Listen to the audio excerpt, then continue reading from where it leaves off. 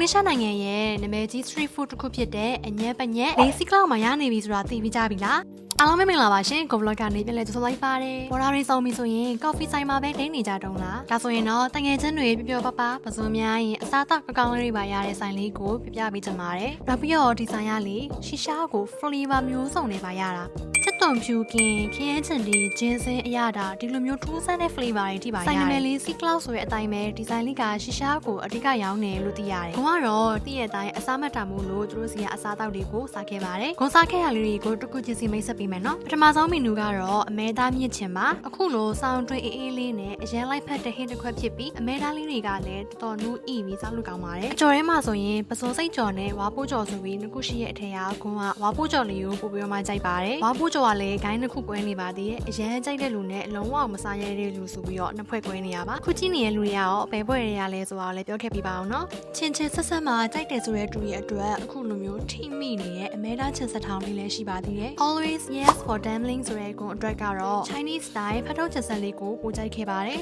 ကဲနောက်ဆုံးတော့မင်းသားလေးလာပါပြီဒါလေးကတော့ကွန်ထိတ်ဆုံးမှာဖော်ပြထားတဲ့ Indonesia street food အစားအစာတွေကတစ်ခုဖြစ်တဲ့အညက်ပညက်ဆိုတဲ့အစားအစာလေးပါကြည့်လိုက်ရင်တော့ဘာမှမဟုတ်တလို့နဲ့သူကတော့တကယ်ပါရှုပ်လို့မရအောင်စက်သားကြော်ကိုငရုတ်တီးထောင်းဆက်ဆက်လေးနဲ့တွဲပြီးတော့စားရတာကွန်ဘွားတော်တော်လေးကိုမိုက်တယ်အရန်ကိုလွယ်ကူရွှေရှင်းတယ်လို့ထင်ရပြီမဲ့အင်ဒိုနီးရှားနိုင်ငံကျော်အစားအစာတစ်မျိုးပဲဖြစ်ပါတယ်စားနေရင်လည်းနောက်ဆုံးမှာထားတဲ့စပါဂက်တီလေးလည်းရောက်လာပါပြီစပါဂက်တီကပစွန်နဲ့မှာထားတာပါနောက်ဆုံးမှာထားတဲ့ဟင်းပွဲဆိုပေမဲ့သူကအရင်ဆုံးကုန်သွားတဲ့ဟင်းပွဲဖြစ်နေရယ်ကဲဘယ်လိုလုပ်ကြမလဲကိုလူတွေရောဒီဟင်းပွဲတွေကဘယ်ဟင်းပွဲကိုအစားအကျဉ်ဆုံးဖြစ်မိလဲ comment မှာပြောပေးသွားကြပါအောင်နော်ခုဆိုရင်တော့တငယ်ချင်းတွေအချင်းချင်းတွေ့ကြတော့မယ်ဆိုရင်အခုလိုမျိုးပစုံများလို့ရတဲ့ activity ပါလုပ်လို့ရပြီအစားအသောက်ကောင်းလေးတွေစားရင်အမတ်တရကောင်းတွေဖန်တီးလို့ရမယ့်နေရာလေးတစ်ခုတိုးလာပြီလို့မျှော်လင့်ပါတယ်လေးစီကလောက်ရဲ့လိပ်စာလေးကတော့မန္တလေးမြို့ရင်းမွန်တောင်59နဲ့42လမ်းတောင်မှာပဲဖြစ်ပါတယ်ရှင်ရှီရှားကိုပါဆယ်မှာတောက်လို့ရတဲ့ဆိုင်လေးဖြစ်တာကြောင့်ရှီရှားပါဆယ်မှာတောက်ချင်တယ်ဆိုရင်